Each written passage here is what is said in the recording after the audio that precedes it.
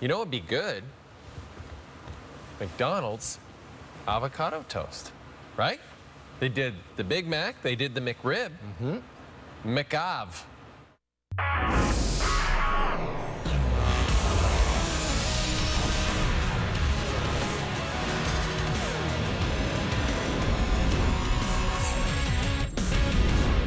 Again, all our ideas are free if we say them on TV. McDonald's, you take McAvo. McAvo, I like that better. It is SportsCenter with Jay and Dan, presented by McDonald's. Later in the show, we've got one of the biggest McDonald's fans on earth, I think.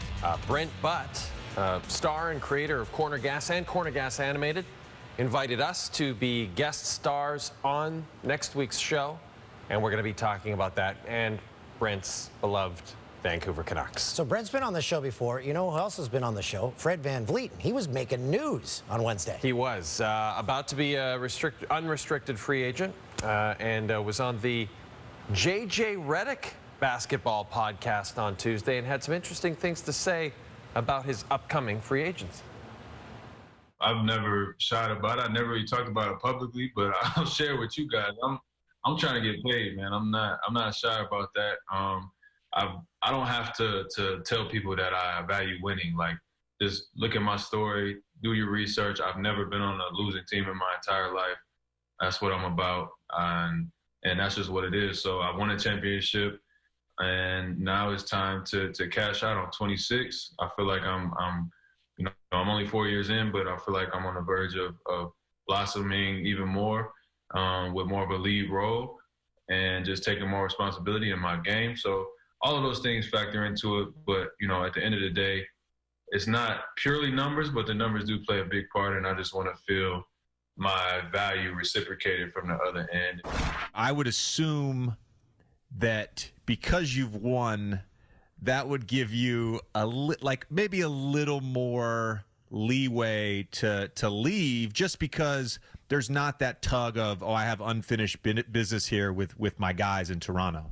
Yeah, absolutely. And obviously our season this year didn't finish out the way we wanted to, so that sucked. But, I don't have anything left to prove in the terms of, I need to win or show that I can do this or show that I can do that. I wasn't a lottery pick, and I wasn't a guy who people thought was going to be the player that I am. I'm not a quote-unquote max guy or none of that thing. So, those same factors that most top free agents deal with, I don't have any of those concepts in my mind. Like you said, I don't have a number in mind that's I can't take anything less than this. No, I'm going to look at all the offers on the table. I know what I feel like I'm worth, and I'll see if their minds are in the same place as me.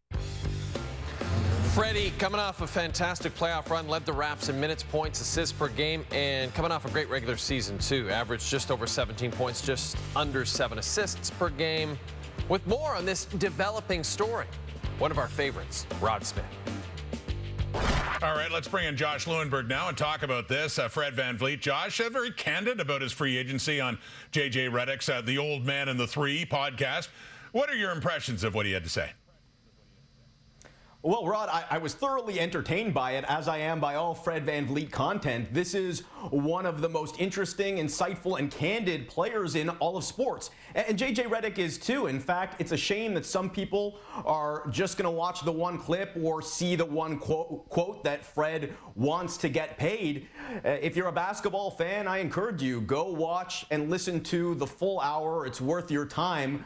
But in terms of what I thought about the revelation that he wants to get paid, it's not shocking. I've gotten to know Fred pretty well over the last 4 years, and I think Raptors fans have gotten to know him pretty well. He's an open book, and he's always been pretty forthright about his mindset. Bet on yourself. He literally wears it across his chest. He's worked hard to put himself in this position, hitting free agency at 26, going into his prime. And yeah, he wants to get paid. I don't have a problem with him saying it. In fact, I respect him for saying it. He deserves to get paid, and Rod, he will get paid. Yeah, absolutely, and you're right. It was a good interview if you get a chance to hear the whole thing. Now, conjecture and posturing aside, Josh, the Raptors are well aware of VanVleet's value, certainly, and what he means to the team. Are they still the team to beat in the VanVleet free agent sweepstakes?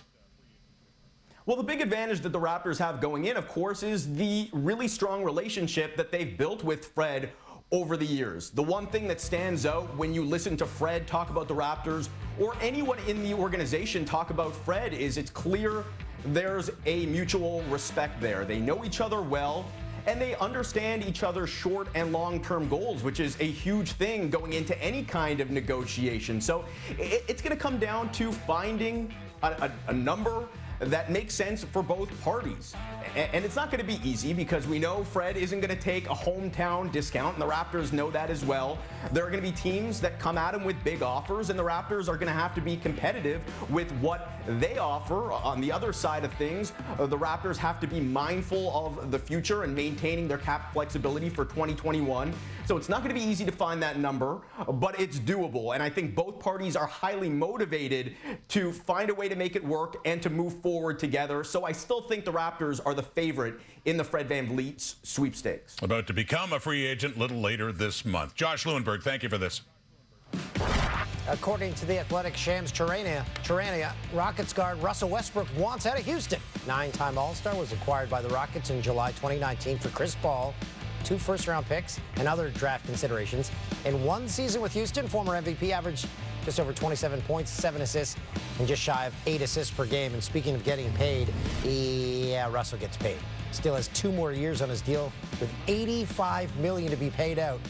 He gets paid $47 million in 22-23, but that's a player option. Wow, that's a lot of money. Defending Masters champ Tiger Woods among the players getting loose one day ahead of the opening round of the 84th Masters. Tiger, the defending champ, chasing his 6th green jacket at a different-looking Augusta National, with the tournament being played in November due to COVID-19. Tiger was tied for the lead in the final round of the 2011 Masters, along with a 22-year-old from Northern Ireland named Rory McIlroy, who was leading wire to wire until he triple bogeyed the 10th on Sunday. Rory's won the other 3 majors, but the Masters still remains.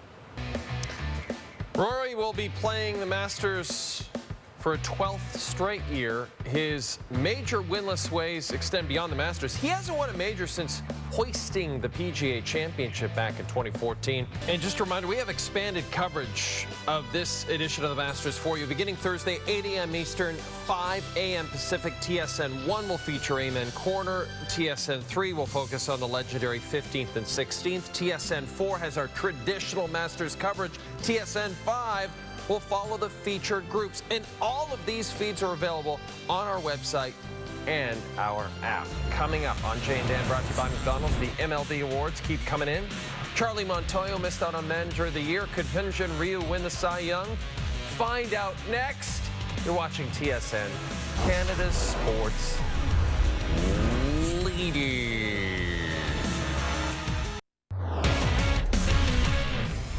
Toronto FC's Alejandro Pozuelo named an MVP finalist. Look at the numbers for the Reds midfielder. 19. Leads all players in goal involvements with 19. His 9 goals are 8th most in MLS, and his 10 assists tied for first.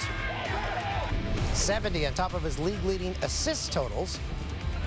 Pozuelo also created the most chances in the league with, you guessed it, 70. 5. Pozuelo led all players with 5 game-winning goals this season. He was also named in the MLS Team of the Week 5 times. 23. Started all 23 games for the Reds this season. First player in club history to start every game of a season.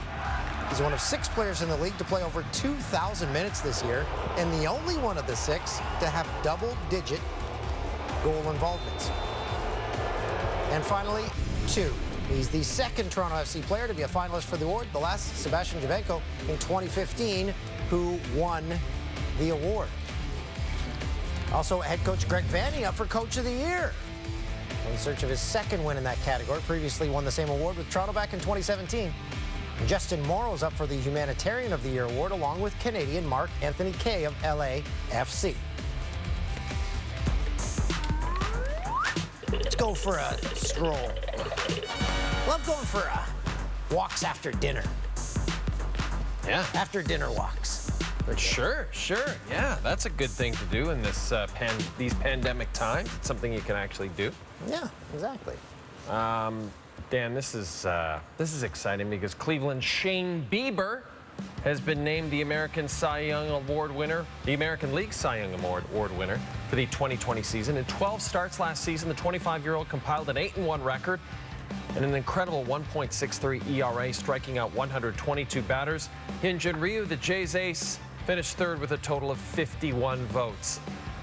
Over in the National League, Trevor Bauer, his Twitter troll strength increased on Tuesday as he won his first National League Cy Young Award, started 11 games for the Reds, an ERA of 1.73, 100 strikeouts. He is the 8th Cy Young winner to enter free agency and the first since 2004. He's also the first pitcher in Reds history to win the Cy Young. Yeah, Trevor Bauer is a free agent. He is going to get paid big time. Bieber, the first unanimous winner since Clayton Kershaw back in 2014. And if they had an award in sports or just in baseball for most entertaining online. Oh, Bauer. Yeah. By a country mile. Rob Manfred's worst nightmare.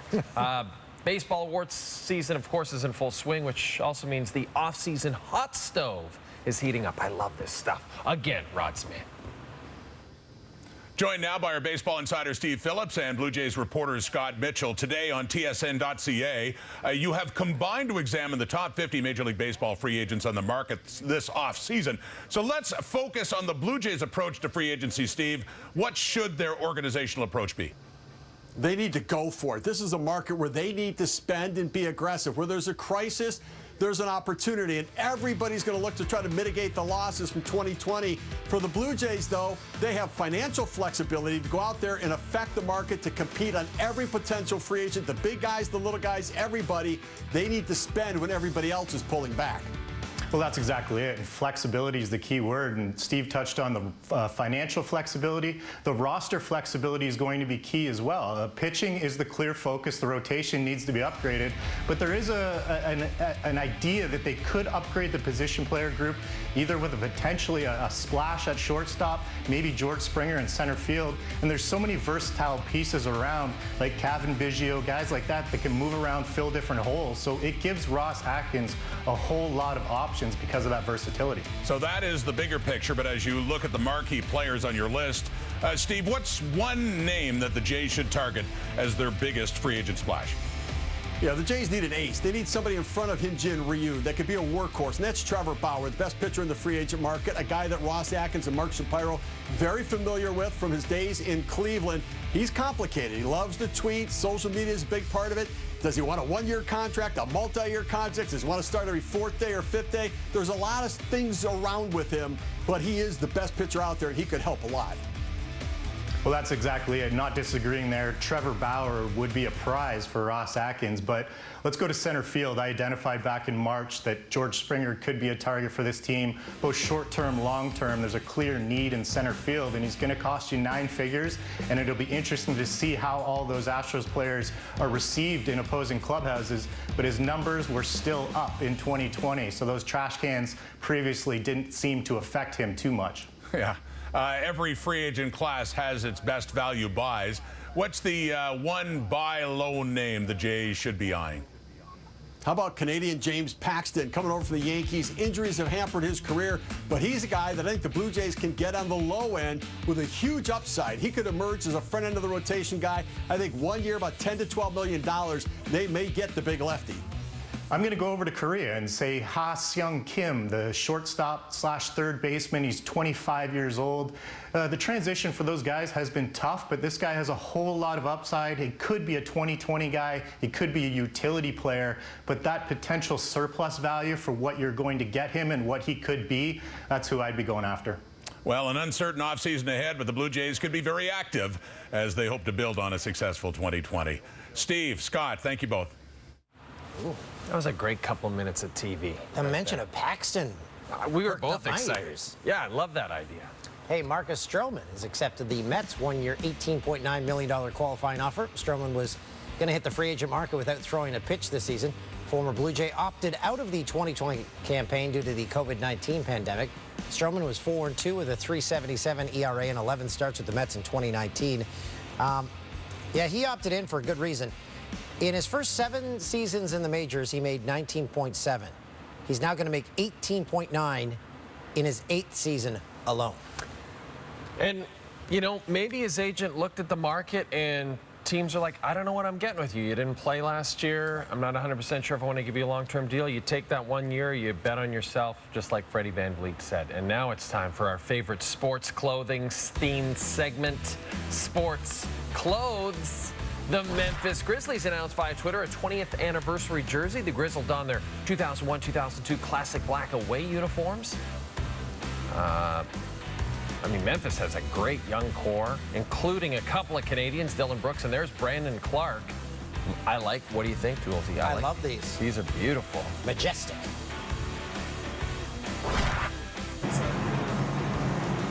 Black and gold on this. Oh, man. I gotta find me something to go with these.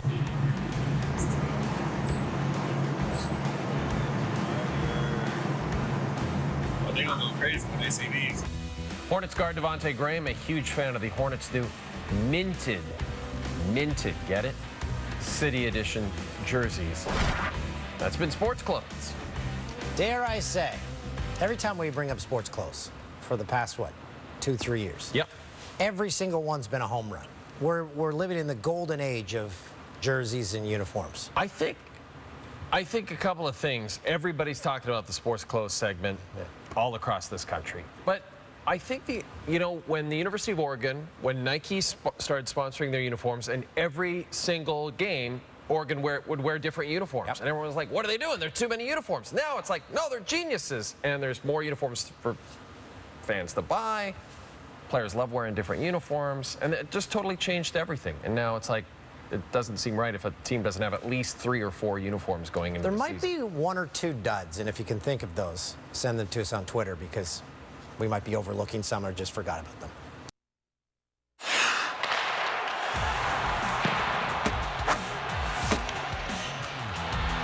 He scores! Who Delivered, brought to you by McDelivery. Cleveland ace Shane Bieber, the unanimous winner of the American League Cy Young Award during the pandemic-shortened season.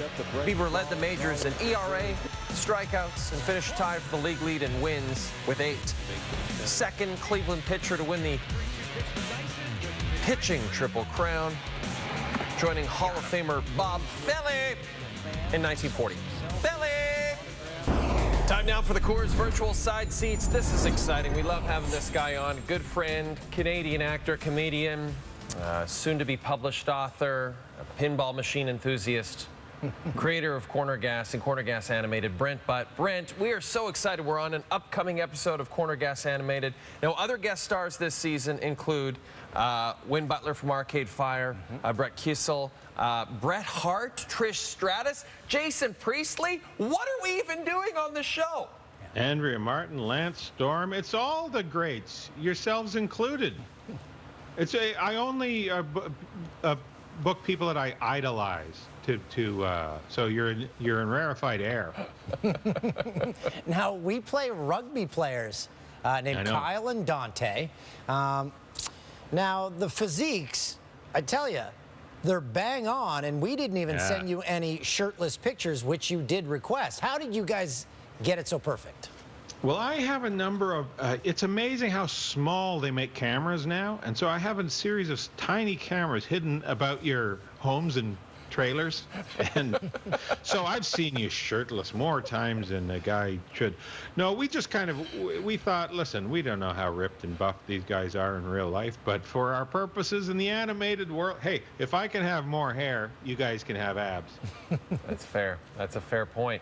What's the point of even having a cartoon if you can't get away with that kind of stuff? Exactly. I agree, 100%. I agree. Now, Brent, we have come up with 3 other sets of characters that we will gladly play in upcoming seasons of Corner Gas Animated. Are you ready to hear them? Do I need to get a pen or something? Is this being recorded? Just get ready to be blown away by this pitch. Okay, Dan's gonna start. Okay.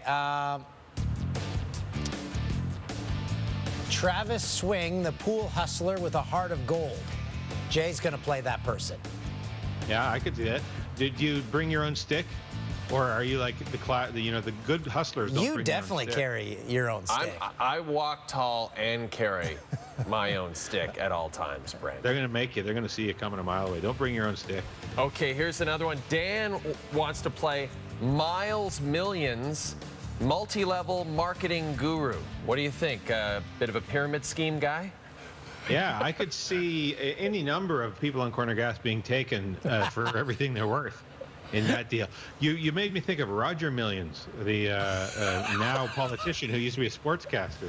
He's a legend. I grew up with him. And he was the sports guy in Saskatoon, CFQC. That's right, and he was on Sportsline in Saskatoon. And his sign-off was always Roger Millions. Wow, why wouldn't it be? You got to give it something. Roger Millions. So we have some more. Okay, we got more characters to show you here. How about if Jay played Tony Lobster, a condo developer? Now, I'm trying to make the connection between lobster and condo development because so far you guys have been very pedestrian and linear in your naming character traits together. So you've thrown a surprising left turn here. Well, if you like Tony Lobster, how about Patio Greg? Dan plays the town party animal, Patio Greg. I feel like the town already has a few party animals. This is a new one, I guess. We're all born to party. He could be like he's breezed into town. He's been ostracized for being too heavy into partying in his other towns. It makes sense to me. And on all the many patios in Dog River. And when we were in the Corner Gas movie, we were in a bar and that, so hey. Yeah, you guys are a couple of party animals. I don't know to what degree you party in real life, but anytime we hook up to do show business, you guys are going to have a cocktail in your hand. Yeah, definitely. That's my promise to you. Now, we know you're a huge Vancouver Canucks fan. Oh, sorry. We have one more. We have one more. We have one more? Characters. Oh, okay. Yes, okay, here we go. So I'm going to play James Dort. And basically, Brent, I'm playing a version of James Duthie, but my name is James Dort. Remind me to send you. First of all, is that Dort with one T or two? I just need to know for. I think it's just notes. one. One T. I think we're going one. I have to send you. I took a picture of James Duthie one time. We were at an event together, and he was on the TV monitor. And I took a picture from a bad angle, so he's got the giant, misshapen head, you know? Yep. Yeah. Big gazoo head. It's an awesome picture. We're going to have to say, maybe for the next interview. My mom still calls him James Duffy. She hasn't got the name right yet. And how about if I play a character where I just run for mayor? Or I am the mayor? Dan for mayor. You gotta fight Fitzy, the mayor of Dog River, for that. It's his biggest concern in life is that somebody wants his job and nobody wants his job. Well, I think it'd be pretty easy to dig up dirt on Fitzy. It'd be pretty easy to be mayor of Dog River, too. You got your feet up a lot in that gig. Hey, as I was saying, you're a huge Vancouver Canucks fan, so... I am. How would you rate their off-season so far? Well, not spectacular. Listen, I'm not one of these guys that sits there and questions management's every move.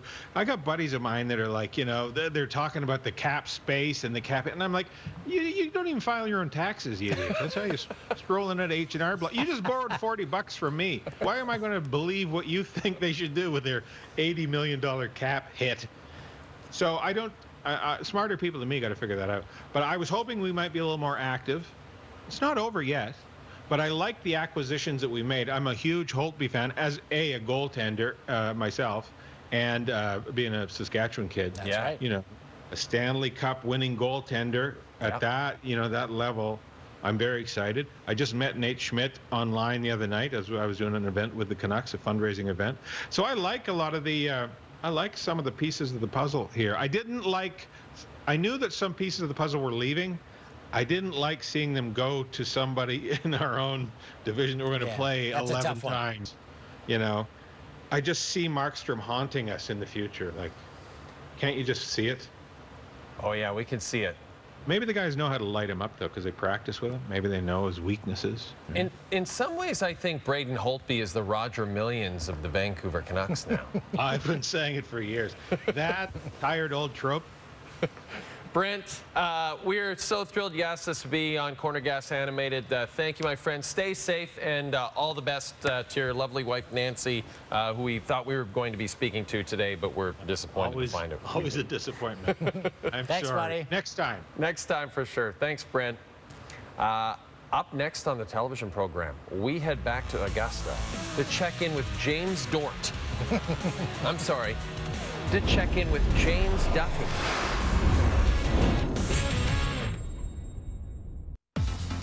Jay and Dan podcast appeals to everyone, especially this week, figure skating fans. The newest figure skater phenom, Brian Bickle's on the show. And football fans, Bo Levi Mitchell, two-time Grey Cup winner.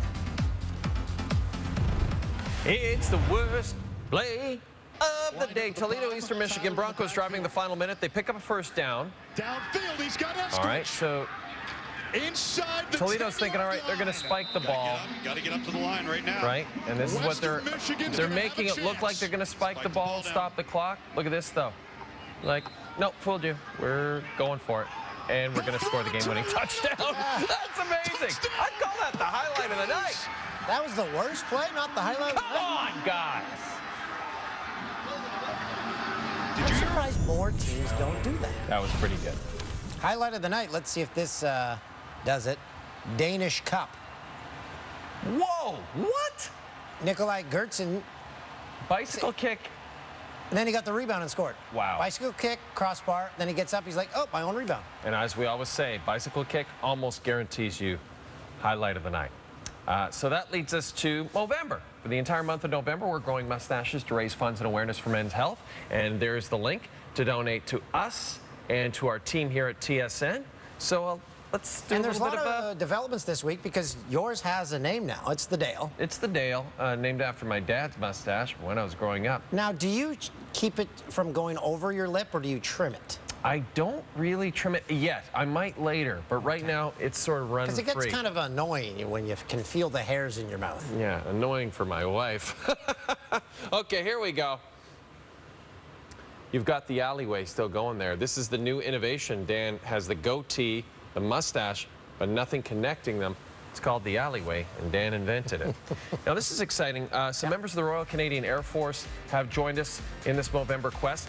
Captain Oliver Dupuis, looks good. Captain Nick Hamilton, like the Top Gun t-shirt. And Lieutenant Colonel Al Muralainen, who looks like a young Gord Downey. So there you go. I like it. Thank you, gentlemen, for growing mows. Yeah, we had no time for You Blew It, but... We were pretty good, generally. Yeah, we were. Yeah. Who picks your socks? Because if someone's picking them for you, they should be fired. I don't know. I said, no, that's all me.